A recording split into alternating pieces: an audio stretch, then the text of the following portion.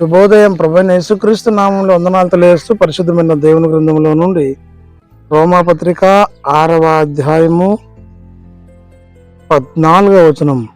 మీరు కృపకే గాని ధర్మశాస్త్రమునకు లోనైన వారు కారు కనుక పాపము మీ మీద ప్రభుత్వము చేయదు. ప్రార్థన చేసుకుందాం. పరిశుద్ధుడా, ప్రేమ కలిగిన తండ్రి, వందనాలు స్తోత్రాలు చెల్లిస్తూ వాక్యం దాని నుంచి దాన్ని ఇస్తున్నందుకే వందనాలు. మేము చెల్లిస్తూ ఆనందం దీవించమని యేసు నామంలో ప్రార్థిస్తున్నాను తండ్రి, ఆమేన్.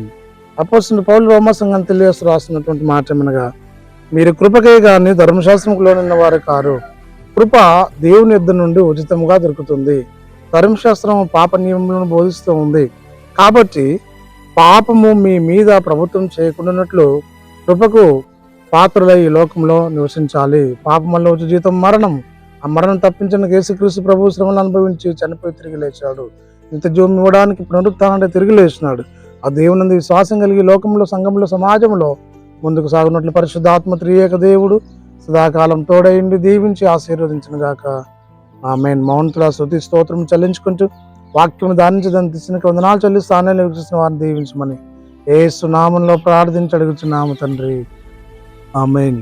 తండ్రి, కుమార పరిశుద్ధాత్మ త్రియేక దేవుడు సదాకాలం తోడైండి దీవించి ఆశీర్వదించిన గాక, ఆమేన్.